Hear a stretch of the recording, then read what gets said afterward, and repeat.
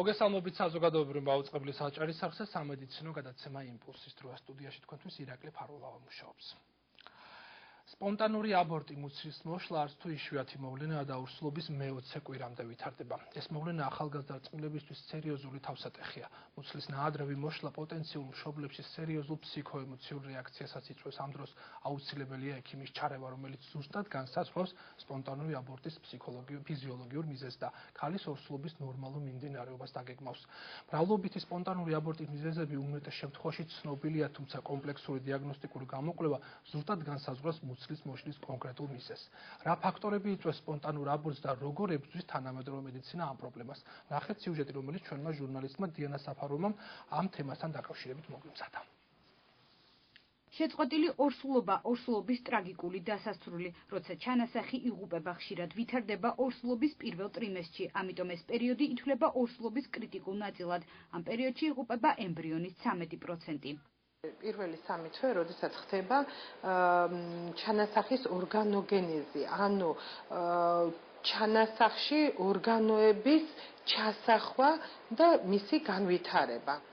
ამიტომ ძალიან დიდი ყურადღებით უნდა მოექცეს ქალი ამ პერიოდს, უნდა ეცადოს მაქსიმალურად დაიცვას ორსულობასთან დაკავშირებული შესაბამისი რეჟიმი, კვება და ასე შემდეგ. შეწყვეტილი ორსულობის მიზეზებს მეცნიერების დიდი ნაწილი ეძებს. ძირითადი მიზეზი არის ინფექციები, ჰერპესი, ქლამიდიოზი, ციტომეგალოვირუსი და ასე შემდეგ.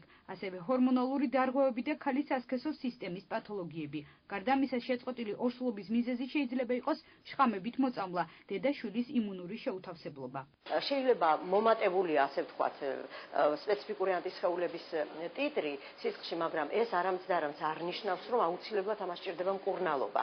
იმიტომ რომ მომატება შეიძლება იყოს იმის გამო, რომ გადაიტანა ეს პერსისტირებული ინფექციებია უმეტეს შემთხვევაში, გადაიტანა ეს ინფექცია და ეს არის იმუნიტეტის მაჩვენებელი და შეიძლება იყოს მომატებული იმის გამო, რომ ეხლა არის მწვავე ახალი აქტიური ინფექცია და ჭირდება მკურნალობა. ამიტომ აუცილებლად ეს უნდა გათვალისწინებული იქნას, როცა შეფასება ხდება პასუხების. ტოქსოპლაზმოზის და ციტომეგალოვირუსთან დაკავშირებით არსებობს სპეციალური ტესტი, ავიდობის ტესტი, რომელიც ამის საშუალებას გვაძლევს. შეწყვეტილი ორსულობის შემდეგ ქალმა უნდა ჩაიტაროს დეტალური გამოკვლევები, შემდეგ კი ორსულობა რეკომენდებულია მინიმუმ 6 თვის შემდეგ. იქამდე კი აუცილებელია კონტრაცეფციის რომელიმე მეთოდის გამოყენება. ნაყოფის მოცილებას დიდი ზიანის მოტანა შეუძლია ქალის ჯანმრთელობისთვის. იგი ასუსტებს ორგანიზმის დამცველობით უნარს. შეიძლება გახდეს უშვილობის თვითნებური აბორტების, გართულებული ორსულობის და მშობიარობის მიზეზი. ეს არის მთელი დიდი სტრესი ორგანიზმში, იმიტომ რომ ორსულობაში გამომუშავდება შინაგანად ჰორმონები, რომლებიც უწყობს ხელს ნაყოფის განვითარებას. კერძოდ ეს გახლავთ ჰორმონალური გონადოტროპინი ჰორმონი და ამ ჰორმონის გამომუშავების ფონზე არ გამომუშავდება ისეთი ცნობილი ჰორმონები ქალის ორგანიზმში, როგორიც არის პროგესტერონები და ესტროგენები. ან გამომუშავდება სულ სხვა რაოდენობით. თუ კი შეწყვეტილი ორსულობა რამდენჯერმე განმეორდა, საჭიროა წყვილის გენეტიკური გამოკვლევა შესაძლო დარღვევების აღმოსაჩენად. აბორტი ორსულობის ნაადრევის შეწყვეტაა, ზოგჯერ ეს თავისთავად ხდება. ამ შემთხვევაში სპონტანურ აბორტზე უბრალო ენით მუცლის მოშლაზე საუბრობენ. ზოგჯერ ქალი თავად გადაწყვეტს ორსულობის შეწყვეტას და ამისთვის სამედიცინო დაწესებულებას მიმართავს. აქ მას ნაყოფის მოსაშორებლად სპეციალურ მედიკამენტებს აძლევენ ან ქირურგიულ მანიპულაციას უტარებენ.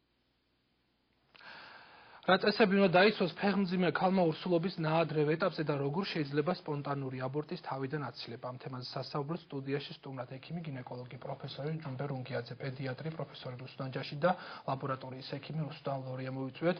მოგესალმებით ბატონო ჯუმბერ, მოგესალმებით ქალბატონ რუსტან, მოგესალმებით, დიდი მადლობა სტუდიაში მობრძანებისათვის. პირველ რიგში ეს საკმაოდ სერიოზული საკითხია.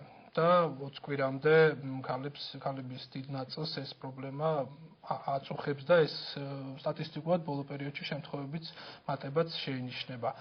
რა იწვევს ბატონ ჯუმბერ აი ამ სპონტანური აბორტის განვითარებას? პირველ რიგში ბატონო ირაკლი, დიდი მადლობა მინდა მოგიხადოთ სტუდიაში მოწვევისათვის. და ასეთ აქტუალურ თემაზე საუბრის ჩატარებისათვის. მინდა დავაზუსტო, რომ არა მარტო აჭარაში, არამედ მთელ მსოფლიოში მოიმატა თვითნებითი აბორტების რაოდენობა და ზოგიერთი ავტორის მონაცემებით ეს რიცხვი 25% შეადგენს. ანუ კლინიკურად დამტკიცებული ფეხმძიმეების შორის 25% ქალებისა ვერ ხდება დედა და მათ ემართებათ თვითნებითი აბორტი. თქვენ კითხვას რომ გავცეთ პასუხი რა არის ამის მიზეზი? მიზეზი ძალიან ბევრია. დაწყებული გარემო პირობებიდან დამთავრებული თვითონ ნაყოფის განვითარების ანომალიამდე და რა თქმა უნდა დედის სომატური დაავადებები, ისეთი დაავადებები, როგორიც არის დაუშვათ გაცხიმოვნება, შაქრიანი დიაბეტი, ზოგიერთი გინეკოლოგიური ორგანოს განვითარების ანომალია, ისეთი როგორიც არის ორქიანი საშვილოსნო ინფანტილიზმი, გორმონალური ნაკლოვანებები, ნაყოფის მხრიდან გენეტიკური დაავადება და ასე შემდეგ. მაგრამ ბოლო დროს განვითარებულია ძალიან მას შემდეგ, რაც ჩვენ გავიგეთ უკვე დედამიწაზე ვირუსების არსებობა, ვირუსების ზეგავლენა თვითონ ორსულობაზე, ნაყოფზე და საერთოდ ორსულობის დროზე მიუტანობაზე. ეს ძალიან დიდი პრობლემაა. არა მარტო ჩვენთან აჭარაში, საქართველოში, არამედ მთელ მსოფლიოში. მაგრამ მინდა მოგახსენოთ, რომ სოციალურად განვითარებულ ოჯახებში თვითნებითი აბორტების რაოდენობა შედარებით უფრო მცირეა, ვიდრე განვითარებულ ოჯახებში. ეს რით არის გამოწვეული? შეიძლება ადრეულ ეტაპზე ხდება ამ შემთხვევაში. პირველ რიგში მინდა გითხრათ, რომ რა თქმა უნდა, ყველა ექიმის წარმატება დამოკიდებულია თვითონ პაციენტზე.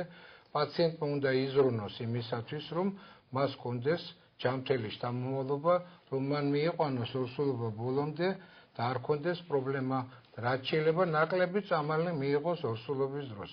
ამისათვის საჭიროა ელემენტარული რაღაცა, რომ ის დაფეხმძინოს მხოლოდ მაშინ, როდესაც ის არის აბსოლუტურად ჯანმრთელი.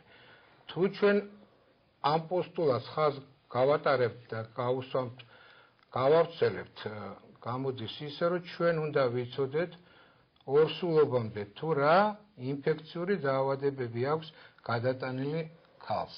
ანუ რა დაავადებების მიმართალი სეროდადებითი და რა დაავადებები აქვს არა აქვს გადატანილი. ანუ ადრეულ ეტაპზე ჩატარებული კვლევები არის იმის საწინდარი, რომ მეტნაკლებად თავიდან აიცილა ქალბატონებმა ეს პრობლემა. რა თქმა უნდა, ვინაიდან და რადგანაც უკვე დამტკიცებული ფაქტია, რომ ქრონიკული ინფექციები არ იწვევს ნაყოფის დაზიანებას და ორსულობის შეწყვეტას, ხოლო მხოლოდ მწვავე ვირუსული ან სხვა დაავადებები იწვევს ნაყოფის დაზიანებას და ზემოთ აღნიშნული გართულების ჩამოყალიბებას. ბატონჯობა, თქვენ ახსენეთ პრეპარატები.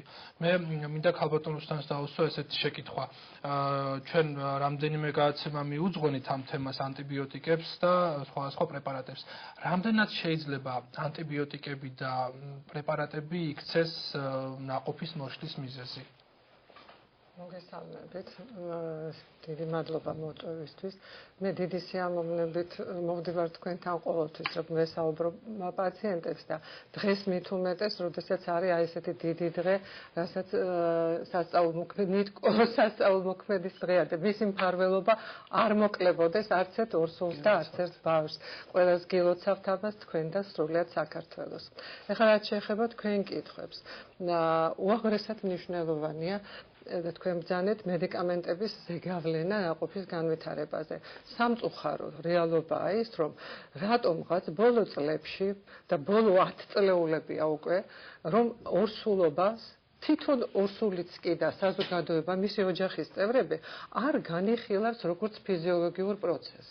და მიაჩნიათ, რომ ყველა ორსული აუცილებლად უნდა დატვირთული იყოს გარკვეული მედიკამენტებით და მიდის იმ განწყობით ექიმთან, რომ იქ მედიკამენტები დაუნიშნონ მას და აი ასე იმკურნალოს. აი ეს ძალიან სერიოზული პრობლემაა ჩვენი საზოგადოების ზოგადად. ეს ეხება არა მარტო ორსულებს, ყველას პრაქტიკულად და განსაკუთრებით საზიანოა ის ორსულისათვის, იმიტომ რომ მოგეხსენებათ, ორსულობა თვითონ ეს როგორც სიტყვაც გვეუბნება, ორი ადამიანის ჯანმრთელობას მოიცავს ერთდროულად. დღეს მსოფლიო ჯანდაცვის ორგანიზაცია განიხილავს აი საკითხს, აი ასე სვამს, უკვე ადრეც მქონდა მე თქვენს ეთერში ამაზე საუბარი, რომ განიხილება ესე 1000 უდიდესი კრიტიკული ოქროს დღე, ასე ქვია, ჩასახვის პერიოდიდან 2 წლამდე ასაკი. ეს არის ის პერიოდი, სადაც განსაკუთრებული ყურადღება ჭირდება. ანუ უკვე ნაყოფს თუ ჩვენ გვინდა ჯამრთელი მომავალი თაობა, ჩასახვის პერიოდიდან უკვე უნდა იყოს ყველაფერი გაკეთებული იმისთვის, რომ ორსული იყოს ჯამრთელი. ყველაფერი. ამისთვის კი უფრო მნიშვნელოვანია ის კვლევები, რაც მოცემულია ჩვეულებრივ ანტენატალური მართვის სახელმძღვანელოები, გაიდლაინები არსებობს ყველა ექიმს გააჩნია, უნდა მიყვებოდნენ იმას და იმის მიხედვით ხდებოდეს ეს ყველაფერი. სამწუხაროდ მედიკალიზაციას ვეძახით ჩვენ ბევრი რაოდენობით მედიკამენტების გამოყენება ორსულებში საკმაოდ ხშირია და ეს მედიკალიზაცია ჩვენს კლინიკაში განსაკუთრებული ყურადღება ექცევა ამას და სპეციალური ტესტებიც გვაქვს შემოღებული. შემდგომში ალბათ ქალბატონი რუსუდანი ცისაუბრებს ამ საკითხზე ხაზგასმით, რომ თითეული მედიკამენტის დანიშვნა უნდა იყოს განსაზღვრული რისკისა და სარგებელის გათვალისწინებით. თქვენ ახსენეთ კვლევები, რომელიც აუცილებლად უნდა ჩატარდეს, სანამ უკვე ეს პროცესი ორსულობა დადგება. ძალიან ხშირად ორსულებს ესმით სიტყვა ავიდობის ტესტი, რომელიც მნიშვნელოვანია მათი ორსულობის შემდგომი მიმდინარეობისთვის. აი, ქალბატონო, რა სიტყვით თქვენ, რა ტესტია ეს და რამდენად აუცილებელია, რამდენად მნიშვნელოვანი და რამდენად არის იმის გარანტია, რომ შემდგომ ორსულობა წარიმართება ნორმალურად? დიახ, მადლობთ მოწმევისთვის და წამოწევისთვის იმ საკითხების, რაც დაკავშირებულია ამ პრობლემასთან და ლაბორატორიასთან და ლაბორატორიულ კვლევებთან მიმართებაში. ალბათ უპირიანი იქნება უფრო რომ გაიყოს მართლაც ორ ჯგუფად. საერთოდ როდის უნდა გაკეთდეს და რა გამოკვლევები უნდა გაკეთდეს, რომ კონდეს ამას მნიშვნელობა და შეასრულოს თავისი ფუნქცია და მერე წაკითხული იქნას ინტერპრეტაცია სწორად ამ გამოკვლევის შედეგის. არის გამოკვლევები გეგმიური, აი გაიდლაინით გათვალისწინებული, როცა დგება ორსული აღრიცხვაზე და ხდება გარკვეული გამოკვლევები და მათ შორის არის ზოგიერთ ინფექციებზე აუცილებელი გამოკვლევები. მაგრამ არის ისეთი ეგრეთ წოდებული ქრონიკულად მიმდინარე, პერსისტირებული, სუბკლინიკურად, რაც იმას ნიშნავს, რომ საზოგადოებისთვის უფრო გასაგები რო იყოს არაპროფესიული საზოგადოებისთვის. რა არის ეს სუბკლინიკურად, რომ შეიძლება მაინდა-მაინც არაფერმაც არ შეგაწუხა, მაგრამ ეს ინფექცია გადატანილია. ან მიმდინარეობს დაუშვათ სუბიექტური ჩივილები არ იყოს მაინდა-მაინც გამოხატული. ამიტომ რასაკვირველია, ჯობია მთელი რიგი გამოკვლევები გაკეთდეს, როცა იგეგმება ორსულობა, რომ შემდეგ უფრო მეტი მანამდე, დიახ, რომ და მით უმეტეს ორივე წყვილი, როცა პირველად იქნება ოჯახის დაგეგმარების ინსტიტუტი ძალიან საინტერესო და საჭირო საკითხი გახლავთ, რომ შემდეგ ორივეს არ გაუჩნდეს პრობლემა, შეიძლება სამხრივად არის ეს პრობლემა. ეს არის საკითხი, რომელიც დგას, ეს პრობლემა დგას ქართულ რეალობაში და ეს პრობლემა მოგვარებულია ევროპის ქვეყნებში და ეს აუცილებლად ეს არ არის სირცხვილი, ეს არ არის პრობლემა, ეს უნდა მოგვარდეს, იმიტომ რომ საქმე ეხება მომავალ თაობას. ძალიან საინტერესო საკითხია ჩვენ ავიდობის ტესტი არ მიპასუხია, მე რაღაც სხვა შესავალი გავუკეთე ამას. ავიდობის ტესტი რა თქმა უნდა არ არის ერთადერთი და რაც ყველაფერს გადაწყვეტს, მაგრამ არის ტოქსოპლაზმოსთან მიმართებაში ეს არის უმარტივესით გამოწვეული დაავადება და ციტომეგალო ვირუსით გამოწვეული პრობლემა, როცა ორსულების შავი ჭერი. ასე ვთქვათ, როდესაც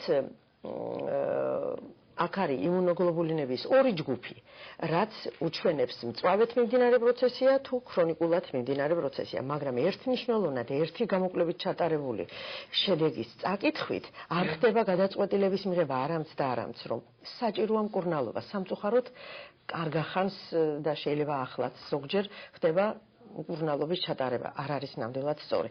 აი ამ გამოკვლევაზე ავიდობის ტესტი გვაძლევს საშუალებას, ჯერ კეთდება პირველი ეტაპი იმუნოგლობულინები E და G, სპეციფიკური იმუნოგლობულინები ამ ინფექციების მიმართ და შემდეგ თუ არის მომატებული გარკვევა იმის, ჭირდება მკურნალობა თუ არ ჭირდება. მომატებული არის ორ შემთხვევაში, ერთი როცა გადაიტანა და იმუნიტეტის მაჩვენებელია და არ ჭირდება მკურნალობა და მეორე რომ არის მწვავე აქტიური ინფექცია და სჭირდება და როგორ სჭირდება და შეიძლება თუ არა ჩარევა, ამაზე ისაუბრებს. ამაზე ჩვენ ახლა ვნახოთ მეორე სიუჟეტი, ამის შემდეგ გავაგზავნებთ საუბარს ამ თემაზე, თუმცა საკმაოდ ფართო თემაა და ბევრი ნიუანსი სიუჟეტშიც იქნება ასახული. მე ვთხოვ პროდიუსერს საჩვენოს მეორე სიუჟეტი მაყურებელს.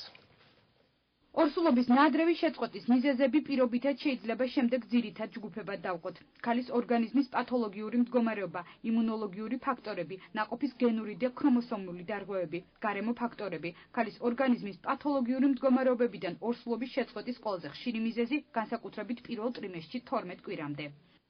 სამწუხაროდ ბუნებაში ყველა ორსულს არ შეუძლია ორსულობის დროზე მიტანა. და ძალიან ხშირად გესტაციის 12 კვირამდე ხდება ორსულობის თვითნებითი შეწყვეტა. მიზეზები ძალიან ბევრია, მაგრამ ეს შეიძლება იყოს როგორც გენეტიკური ფაქტორები, ისე ინფექციები, გარდა ამისა იმუნოლოგიური ფაქტორები, თვითონ ნაყოფისგან გამომდინარე ფაქტორები და ასე შემდეგ. ძალიან დიდი მნიშვნელობა აქვს შინაგანი სეკრეციის ნორმალურ ჯირკვლების ნორმალურ ფუნქციონირებას. ორსულობის მიმდინარეობაზე გავლენას ახდენს მამაკაცის სასქესო ჰორმონების ანდროგენების მომატება ქალის ორგანიზმში, რაც ესტროგენების დონის დაქვეითებას იწვევს. ასეთი სიტუაციები შეიძლება განვითარდეს ქალებში საკვერცხების პოლიკისტოზით, განსაკუთრებით თირკმელზე და ჯირკვლის თანდაყოლილი დისფუნქციის ფონზე. ჰიპერანდროგენია, რომელიც ჩვეულებრივად განაპირობებს პოლიკისტოზს, ერთ-ერთი მნიშვნელოვანი ფაქტორია, ეს შეიძლება გენეტიკურად გადაეცემოდნენ დედიდან შვილს, ანუ იგივე ქალები, ვისაც აქვს ჰიპერანდროგენია და პოლიკისტოზის დიაგნოზი, იქაც უაღრესად მნიშვნელოვანია, რომ აკონტროლონ წონა, იკვებონ სწორად და ბევრად უფრო მნიშვნელოვანია ეს, ვიდრე ნებისმიერი მედიკამენტი გაუაზრებლად დანიშნული.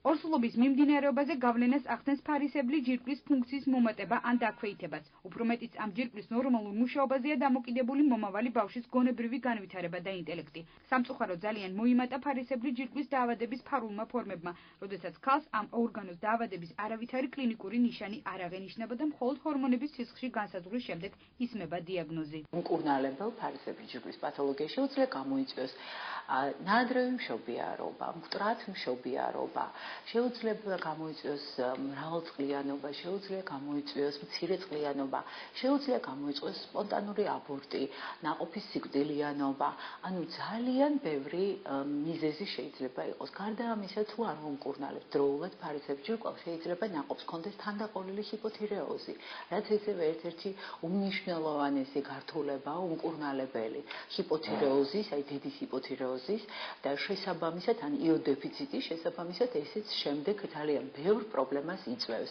გარემო ფაქტორებზე დამაზიანებლად მოქმედებს ტრავმა, მოტეხილობა, დაჟიჟილობა, დამწვრობა, ნერვული სტრესი, გაციება. შედეგად ასევე შეიძლება მოხდეს ორსულობის ნაადრევის შეწყვეტა. ზუსტი მიზეზის დასადგენად საჭიროა კომპლექსური გამოკვლევა, ხოლო მიზეზის დადგენის შემდეგ სრულყოფილი მკურნალობა და შემდგომი ორსულობისთვის მომზადება. ჩვენ ისევ დაგებულით ვაგრძელებთ საუბარს თემაზე სპონტანური აბორტი. ბატონ ჯუმბერ, ესეც საკითხი, რა ნიშნები მიუთითებს სპონტანური აბორტის ჩამოყალიბებას? არის თუ რაღაც გარკვეული ნიშნები, რომლის შემთხვევაში ქალბატონმა უნდა მიმართოს ექიმს? რა თქმა უნდა, არსებობს ასეთი ნიშნები და არც ისე მრავალფეროვანია ეს ნიშნები.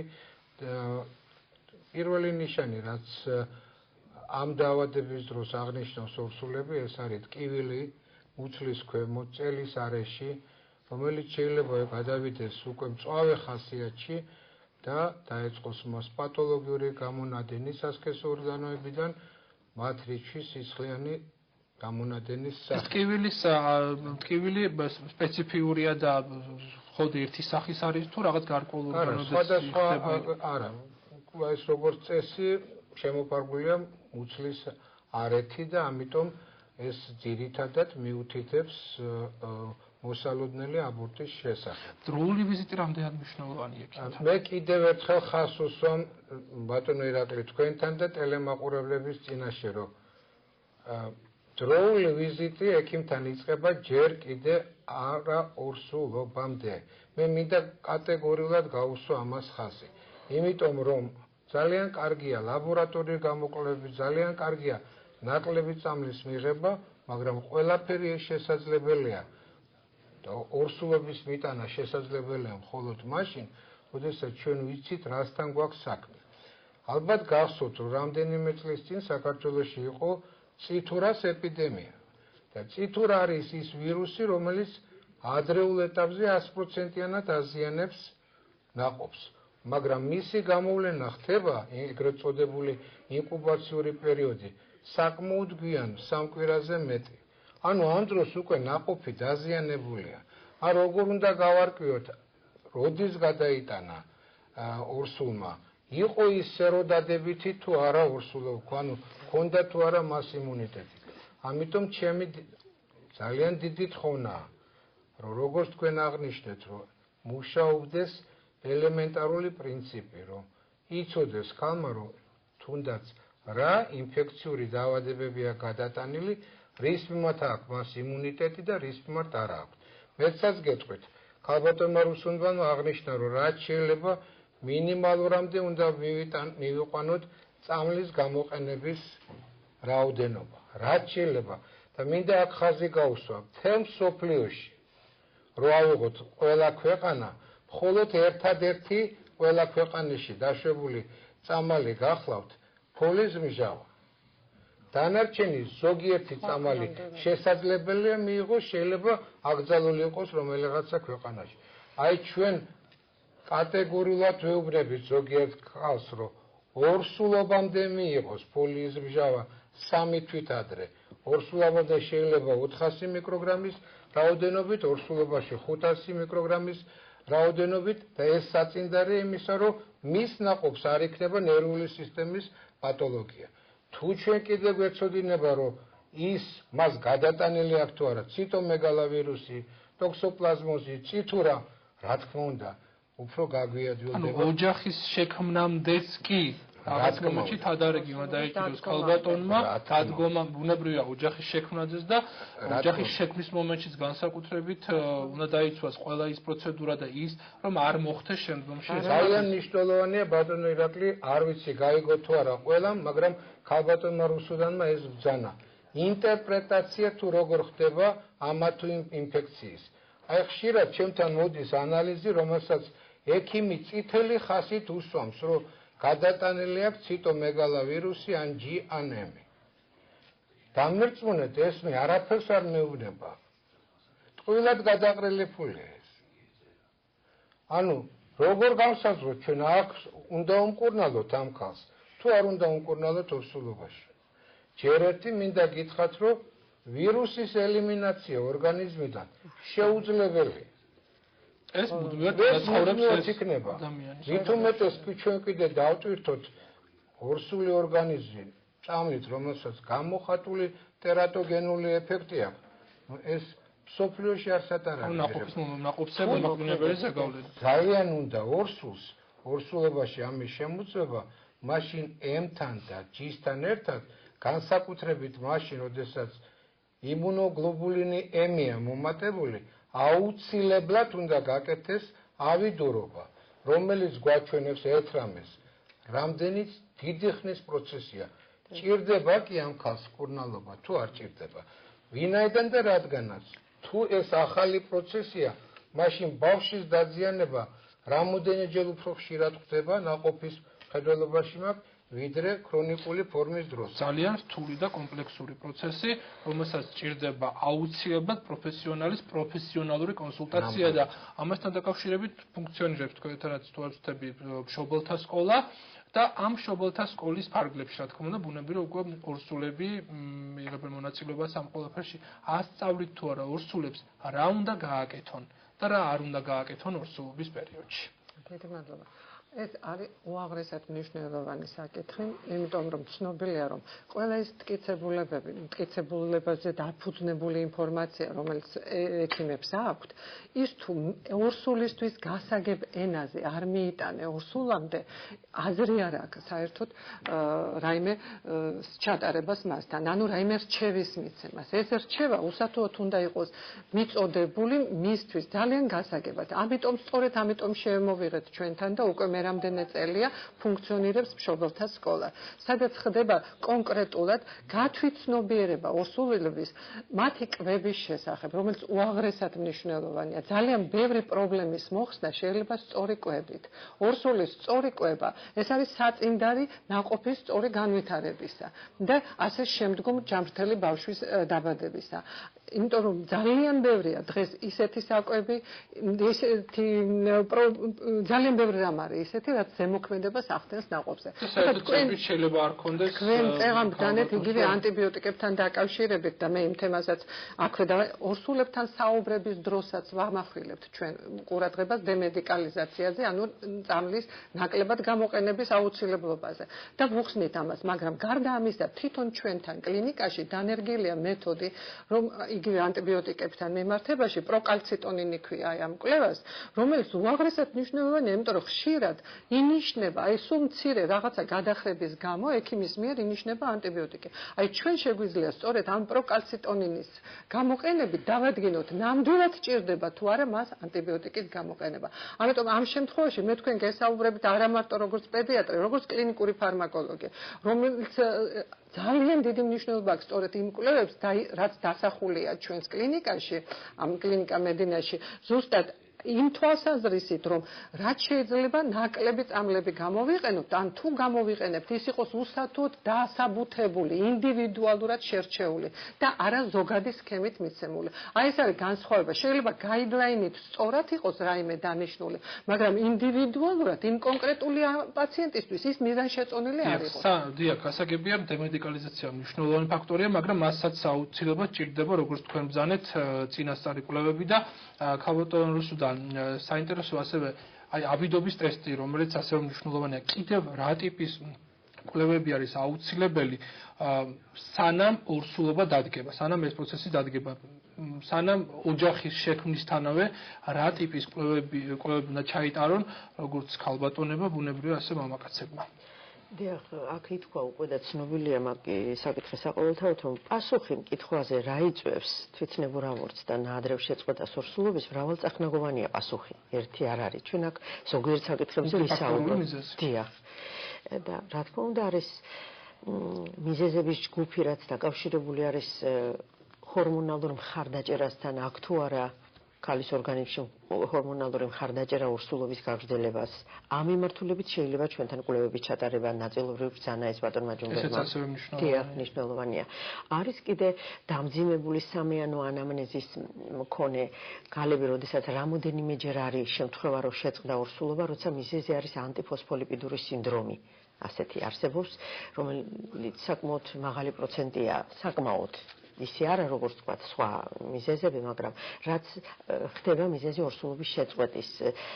ეს გახლავთ პრობლემა, როდესაც მომარაგება კვების პლაცენტიდან ნაყოფის შეფერხებულია გარკვეული მიზეზების გამო. ამის ნაადრევი აღმოჩნდა არის გარკვეულწილად იმის გარანტი, რომ შემდგომში მეთვალყურეობა ამ მიმართულებით წარიმართოს და შემცირდეს პროცენტი. აი ჭრილი განისაზღვროს ზუსტად, საით უნდა იყოს მიმართული ყურადღება და მკურნალობა, რა არის მიზეზი. სწორი მკურნალობა, სწორი დიაგნოსტიკა უძღვის წინ აუცილებლად. ჩვენთან შესაძლებელი არის გაკეთდეს ეს გამოკვლევა, აქაც არის იმუნოგლობულინი M და G, ანტიფოსფოლიპიდურ სინდრომზე. ეს საკმაოდ რთული საკითხია, ეს სისტემური პათოლოგია და ალგორითმიც რთულია დაზუსტების და სკრინინგულ ტესტს ვაკეთებთ ეგრეთ წოდებულ, სადაც რომელიც მოიცავს ყველა იმ მიზეზებს, რამაც შეიძლება განაპირობოს აი ეს ამ სინდრომის განვითარება და ამან გამოიწვია თქვათ ორსულობის. აი შემდეგ უკვე იმის მიხედვით ხდება დიფერენცირება შემდეგ ეტაპებზე, ანუ არსებობს სპეციალური ალგორითმი, რომ გააგრძელდეს სამხრეთ. ძალიან საინტერესო ფაქტო საკითხია, ძალიან მნიშვნელოვანია ყველა ის პრევენციული ღონისძიებები, რაზეც თქვენ საუბრობდით. მე დიდი მადლობა მინდა გადაგიხადოთ, ბატონი ჯუმბერი ჩვენთან ჩვენ გადაცემის მეორე ნაწილშიც იქნება და დიდი მადლობა ქალბატონოსთან თქვენ საინტერესო საუბრისთვის, დაგემშვიდობებით და მაყურებელს შევახსენებთ ჩვენს კითხვებს პედიატრი პროფესორი რუსუდან ჯაში და ლაბორატორიის ექიმი რუსუდან ლორია პასუხობდნენ. ჩვენ მცირე პაუზის შემდეგ ახალით და ძალიან საინტერესო თემით დაგიბრუნდებით, დაგველოდეთ.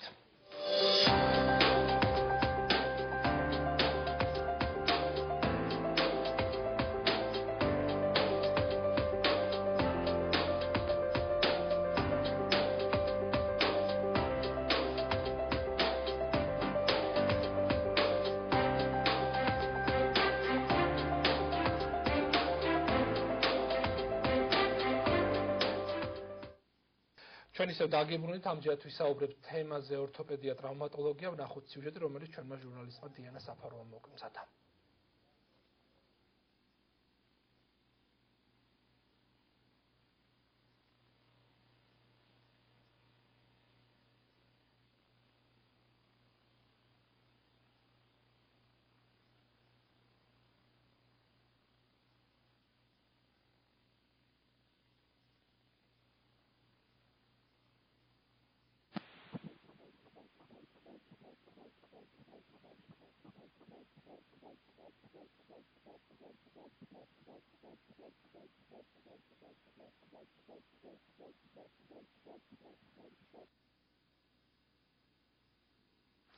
ბოდიშ გიხი ტექნიკური შეფერხებისთვის სიუჟეტს მოგვიანებით შემოგთავაზებ, თემას კი სტუდიის სტუმრებთან გავაგზავნებთ იმპულსის კითხვებს ამჯერად ჯანმრთელობის ცენტრ მედინას დირექტორი ჯუმბერუნგიაძე და ორთოპედ ტრავმატოლოგი თემურ ლურსმანაშვილი უპასუხებენ.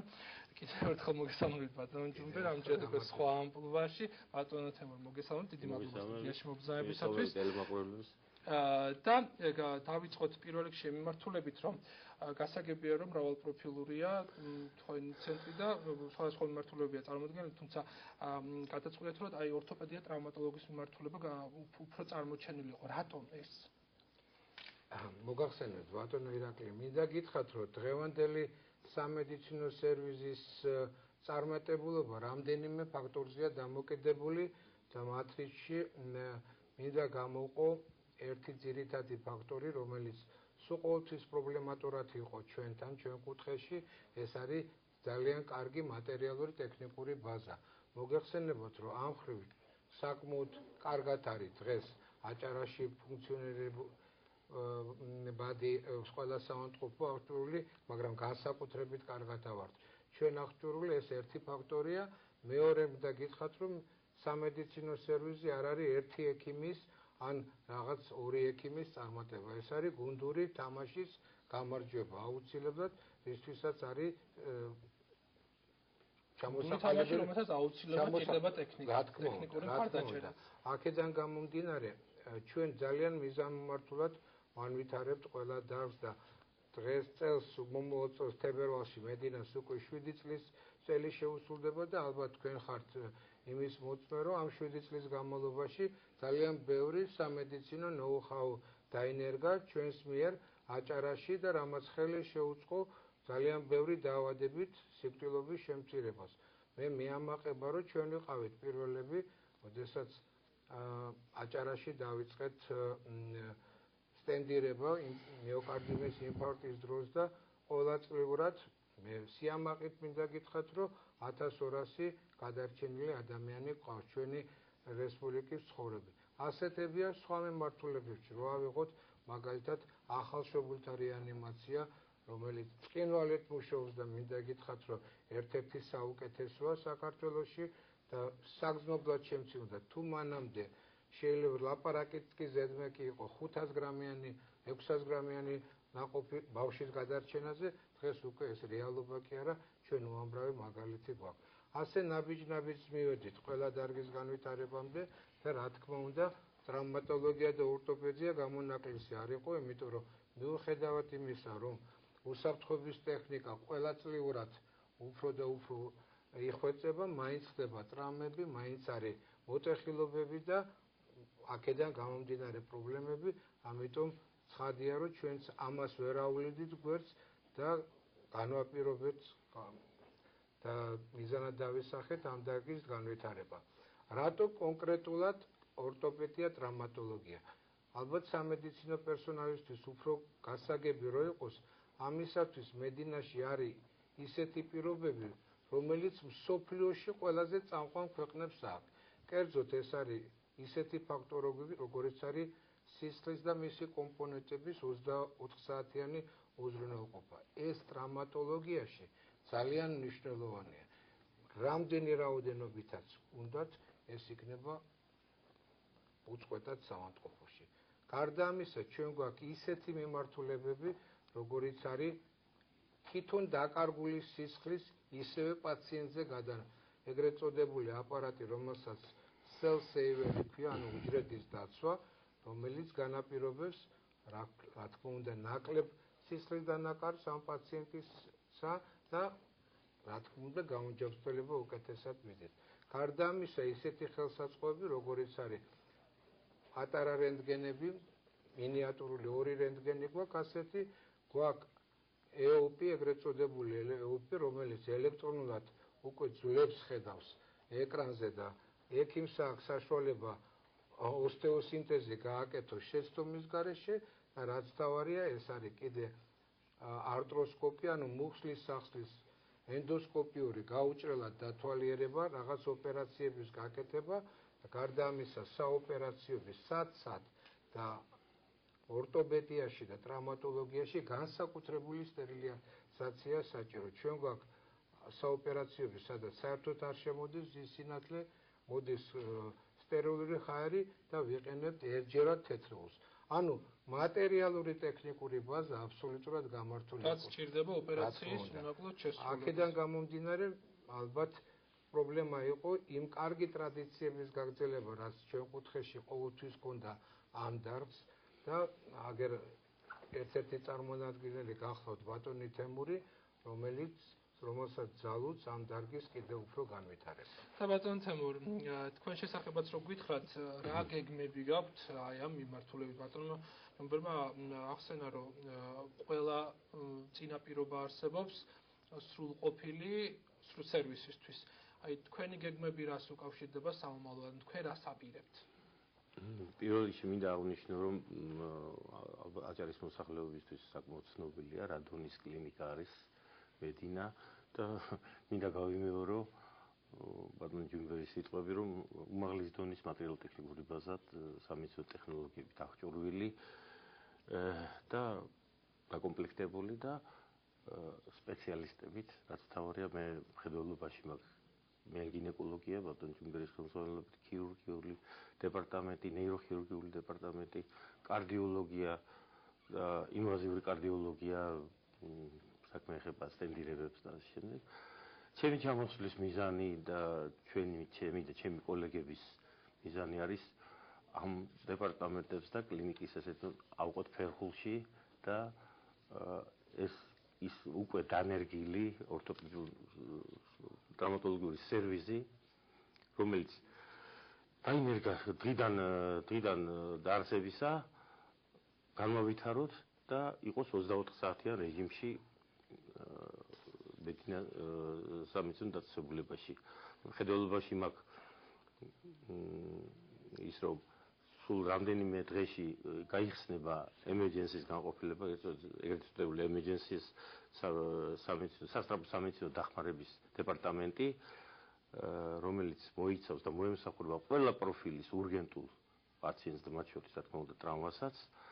გაიხსნება ეს დეპარტამენტი, გვეყოლება მორიგე შტატი, ტრaumatologიური 24 საათიანი სერვისი, რამე თუ ამის რესურსი არსებობს მედინაში. ანუ ტრავმას დრო არ აქვს და ბუნებრივია. რა თქმა უნდა, თუ გვაქვს იმის პრეტენზია, რომ ეს დარგი განვითარდეს, როგორც საჭიროა დონეზე უნდა იყოს ეს სერვისი, урგენტი, 24 საათიანი მომსახურება. შესაბამისად შტატი უნდა ჩამოყალიბდეს ამისი. აი რა მიმართულებები იქნება პრიორიტეტული? პრიორიტეტული იქნება, რა თქმა უნდა, ტრავმა, ნებისმიერი მოტეხილობა ამავდროულად და შემდეგ.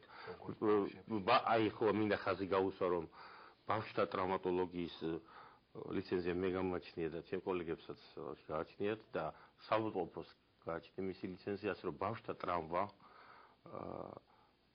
აუცილებლად ეს ისეთი ერთ-ერთი პრიორიტეტი იქნება, რამე თუ არსებობს, როგორც ბატონმა ჯუმბერმა აღნიშნა, ეს EOP-ის ელექტროოპტიკური გარდაქმნილი რენტგენოსკოპიული მონიტორით, რომელიც საოპერაციოში არსებობს და რომელიც საშუალებას იძლევა. დიახ, მონიტორის ქვეშ რეპოზიციას აკეთებ ფრაგმენტების და განაკვეთის გარეშე ან პატარა მცირე განაკვეთებით ახდენ მის რეპოზიციას და ფიქსაციას, რომელიც აისახება, რა თქმა უნდა, ეს მოცულობა, ოპერაციული მოცულობა, ნარკოზის ხანგრძლივობა, კონსოლიდაციას ხანგრძლივობაზე აისახება, რა თქმა უნდა, რეაბილიტაციაზე და ეს არის ბავშვებში ასე მოზრდილი. ბავშვებში უფრო მეტად, იცით? ბავშვთა ტრავმის ალბათ 95% მეტი თუ არა კეთდება ამ მეთოდიკით, იქ განაკვეთით და ესეთი დიდი ჩარევები ქირურგიული არა, ეცირე მინიმუმი. ჩეხო მოზრდილებს ეხა მოზრდილებს რას შეეხება მოზრდილებშიც ეს მეთოდი რა თქმა უნდა გამოიყენება, მაგრამ არის ჩვენება როდესაც უნდა გააკეთო როგორ. რაც შეეხება ორთოპედიას, ეს არის თვალსაჩინო სისტემის თანდაყოლილი და შეძენილი პათოლოგიები, იგივე როგორც არის ართროზები, ანუ მუხლის სახსრის და მენჯვარდაღის სახსრის ართროზები, როდესაც კეთდება ართროპლასტიკა, ანუ ენდოპროტეზირება, ხელოვნური სახსარი, რომელიც ჩვენ დღეს გაკეთებთ კლინიკაში, მუხლის და მენჯვარდაღის სახსრის ეს ბატონი თორნიკე პროფესორი თორნიკე ნოზაძე კათედრის გამგე სამედიცინო უნივერსიტეტის რომელიც პერიოდულად ჩამოდიოდა და აკეთებდა ამ გეგმიურ ოპერაციებს დღესაც აგრძელებს და მომავალშიც გააგრძელებს და რა თქმა უნდა მისი ხელმძღვანელობით მუშაობდი ყოველთვის ამ ბოლო წლებში განსაკუთრებით და რა თქმა უნდა ეს ავტორიტეტი ბატონი თორნიკეს სახით შენარჩუნდება, მის ჩამოხოლმე გააკეთებს ამ ურთულეს ოპერაციებს. მე ვიქნები ასე ვთქვათ 24 საათი. ეხლა შეიძლება ხომ მიდოდა გამოსავალი რომ ამდენად ეფექტურია, ამდენად მნიშვნელოვანია. რა, ენდოპროტეზირება? ნუ ეხლა ერთი რამდენიმე ათეული წლის წინ რო წარმოგედგინა, საერთოდ ვერ წარმოვიდგენდი თუ ესეთი რამე შეიძლება გაკეთებული იყოს. ანუ ინვალიდიზაცია რა თქმა უნდა. რა თქმა უნდა, იკეთებოდა სხვადასხვა რეკონსტრუქციული ოპერაციები მაშინ და მოკლედ. ეხლა მთლიანად ტოტალურად იცვლება ეს სახსარი და ნუ აიცით როგორ შედეგი აქვს, რომ ნუ დაფრინავს ადამიანი თავისი გასაგებია, მაგრამ სანამ უშუალოდ სამკურნალო პროცესებმა მანამდე აუცილებელი ასევე მნიშვნელოვანია დიაგნოსტიკა. დიაგნოსტიკას ხდება დიაგნოსტიკა აი ძვალსახსოვანი სისტემის პათოლოგიების. მოგახსენოთ მინდა რაღაც აღნიშნე ამ ტექნიკური სამედიცინო ტექნიკური აღჭურვილობა, ესე იგი თუ რამე არსებობს. არის კლინიკები, რომ აქვს 1-2 გამოკვლევის მეთოდი, დიაგნოზის მეთოდი, მესამეა. თუ რამე არსებობს, მე ვხედავ მასში ციფრული რენტგენოგრაფია და სკოპია, კომპიუტერული ტომოგრაფია, სამგანზომილებიანი, მაგნიტორეზონანსული ტომოგრაფია, ეხოსკოპიური გამოკვლევა სახსრების, რომელიც ძალიან საჭიროა იმ დარგისთვის, იმ მიმართულებისთვის, რომელიც ჩვენ უნდა დავნერგოთ. აი ეს მინდოდა აღნიშნა, ართროსკოპიული ტრავმატოლოგია ორთოპედია, ართროსკოპიული მას ჭირდება ეს ეხოსკოპიური გამოკვლევა, სპეციალისტი ჭირდება და ეს ყველაფერი არსებობს. არის კლინიკები, რომ აქვს 1-2 და კომპიუტერი აქვს სიტყვაზე, მაგნიტორეზონანსული გამოკვლევა არ აქვს, მაგრამ აქ არის ყველაფერი. აღნიშნავ რა თქმა უნდა ლაბორატორიასაც, უმაღლესი დონის ლაბორატორიას. აი ხა მაინც რომ წარმოდგენა შეექმნას მაყურებელს, ზუსტად რა დიაგნოსტიკური პროცედურებია საჭირო ამ ყოველ. საჭირო არის რა თქმა უნდა. დიახ, აი ამასთან დაკავშირებით მე პროდიუსერმა ატყობინეს თქვენ მზად არის სიუჟეტი, ვნახოთ სიუჟეტი და შემდეგ ავაგზავნოთ ისევ. კი ბატონო. ჯანმრთელობის ცენტრ მედინაში აქტიურად მუშაობს ორთოპედიისა და ტრავმატოლოგიის მიმართულება. ამ დარგის კიდევ უფრო განვითარების მიზნით კლინიკის ხელმძღვანელობამ თბილისიდან ორთოპედ ტრავმატოლოგი თემურ ლურსმანაშვილი მოიწვია, რომელიც ბავშვებისა და მოზრდილებისთვის კონსულტაციებს და ოპერაციებს ადგილზე ჩაატარებს. სამედიცინო ცენტრ მედინაში დღიდან მისი გახსნისა არსებობს და დანერგილია ორთოპედიული ტრავმატოლოგიური სამსახური. ჩემი ჩამოსვლის მიზანი გახლავთ, რომ ეს დარგი ორთოპედიული ტრავმატოლოგიური სამსახური განვავითაროთ, ასე ვთქვათ, გაუკეთო ორგანიზაცია მის სამსახურს, რომ 24 საათიან რეჟიმში იმუშაოს. რა თქმა უნდა, ამ 24-იან რეჟიმში მუშაობას სჭირდება ექიმების შტატი და სამედიცინო პერსონალის შტატი. ორთოპედიულ ტრავმატოლოგიურ განყოფილებაში მუშაობენ გამოცდილი ექიმები, რომლებიც მსოფლიოს წამყვან ქვეყნებში გავრცელებულ თანამედროვე კონსერვატიულ და ოპერაციულ მკურნალობის მეთოდებს ფლობენ. განყოფილება თანამედროვე მსოფლიო სამედიცინო სტანდარტების შესაბამისი ტექნიკით არის აღჭურვილი. არის არსებული კატასტროფის სამსახური, რომელიც აღჭურვილია რამოდენიმე რეანიმობილით. მწვავე შემთხვევაში შესაძლო არის 24 საათიანი ტრავმატოლოგიური სამსახურის მეთვალყურეობის ქვეშ პაციენტების ნაკადის მიღება, მათ შორის სასწრაფო ოპერაციების ჩატარება, შესაძლოა ჩატარდეს ოპერაციები ეოპის კონტროლით, როგორც დახურული წესით, ასევე ნახევრად დახურული წესით ეოპის კონტროლით. საყრდენ მამოძრავებელი სისტემის სხვადასხვა დაავადების დიაგნოსტიკისთვის ჯანმრთელობის ცენტრი მედინა აღჭურვილია ეკოსკოპიის, რენტგენის, კომპიუტერული და მაგნიტორეზონანსული ტომოგრაფიის ულტრათანამედროვე აპარატურით. აქ არის მაღალი ხარისხის და მულტიფუნქციური რენტგენოლოგიური აპარატურა, გადასატანი რენტგენოლოგიური დანადგარები, არის ინტრაოპერაციული რენტგენოლოგიური აპარატი. ასევე გვაქვს მაღალი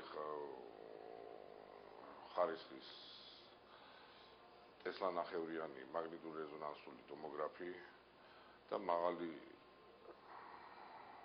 თითქმის ბოლო გამოშვების CT სკანი კომპიუტერული ტომოგრაფია. ტრამები, მოტეხილობები, ამოვარდნილობები როგორც ბავშვებში, ასევე მოზრდილებში, ორთოპედიული და გეგმიური ტრამატოლოგიური ოპერაციები, მსხვილი სახსრების ენდოპროტეზირება, მუხლის სახსრის ათროსკოპიული ოპერაციები. ყველა ეს სერვისი დღეიდან ბათუმელი პაციენტებისთვის ხელმისაწვდომია, თუმცა სანამ მკურნალობა დაიწყება, აუცილებელია სწორი დიაგნოზი. სხვა რადიოლოგიურ გამოკვლევებთან ერთად ულტრაბგერითი სონოგრაფია გვაძლევს საშუალებას გამოვიკლოთ მსხვილ სახსრთა რბილი ქსოვილების, კუნთების, მყესის, იოგოვანი აპარატის, მენისკის, მუხლის სახსრის შემთხვევაში დიაგნოსტიკა გავაკეთოთ, ასევე ვნახოთ თავისუფალი სითხის რაოდენობა სახსრის ქსოვილში და გავაკეთოთ ზუსტი დიაგნოსტიკა დაახლოებით ამას 9 საათის განმავლობაში. გვაქვს როგორც მოგახსენეთ 3D რეჟიმი რეკონსტრუქცია შეგვიძლია გავაკეთოთ და ნებისმიერი რაკურსით, ნებისმიერი გამოსახულების მაღალი ხარისხით მივიღოთ ამომწურავი პასუხი ამა თუ იმ პათოლოგიაზე, მათ შორის ტრამატოლოგიურ, ორთოპედიულ პრობლემებზე.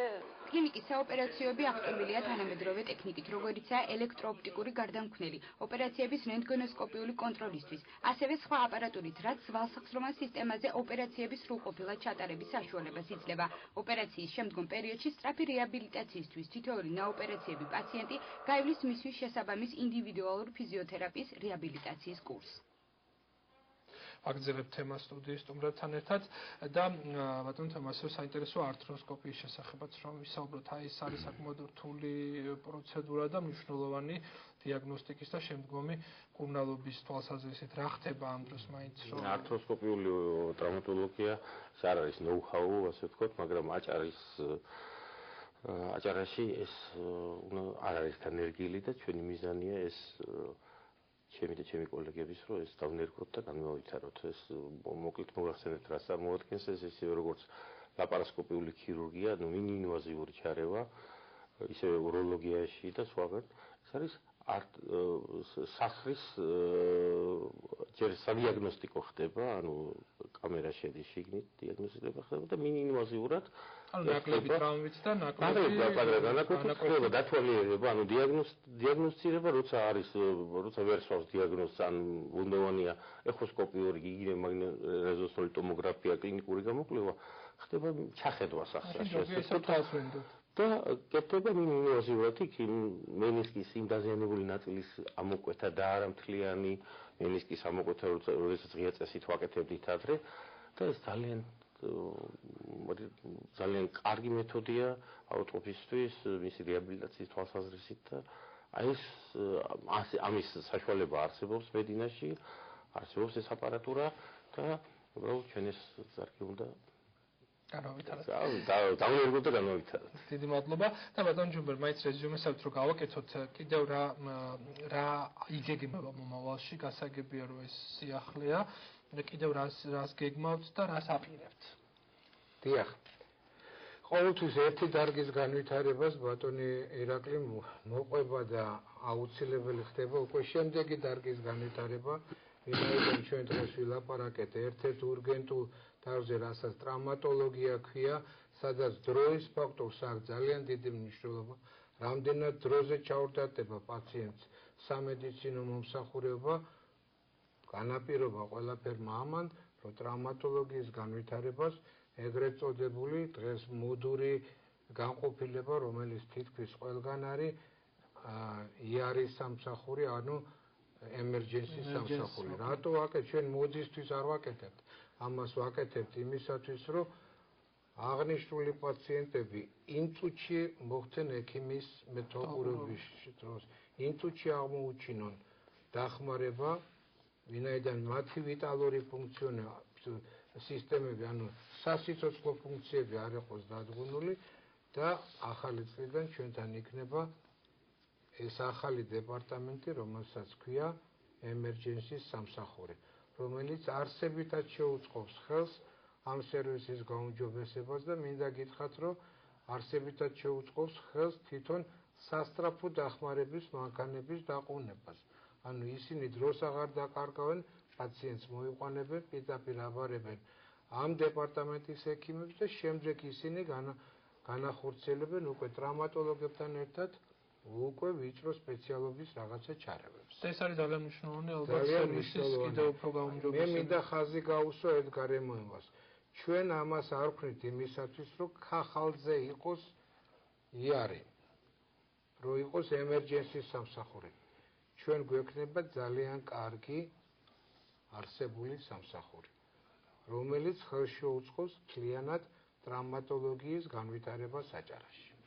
დიდი მადლობა ბატონო ჯუმბერ საინტერესო საუბრისთვის, დიდი მადლობა ბატონო თემურ სტუდიაში მობრძანებისათვის, დაგემშვიდობებით და მაყურებელს შევახსენებ, რომ ჩვენს კითხვებს ჯანმრთელობის ცენტრ მედინას დირექტორი ჯუმბერ უნგიაძე და ორთოპედ ტრავმატოლოგი თემურ ლურსმანაშვილი პასუხობდნენ. მოგვწერეთ თქვენი მოსაზრებები ან კითხვები ჩვენი გადაცემის Facebook-ის გვერდზე და ამ კითხვებს სტუმრებს პირდაპირ ეთერში დაუსვამთ იმპულსის Facebook-ის გვერდზე. თქვენ შეგიძლიათ არა მარტო გასული სიუჟეტები და რუბრიკები, არამედ სოფლიო მედიცინის სიახლეებიც იხილოთ.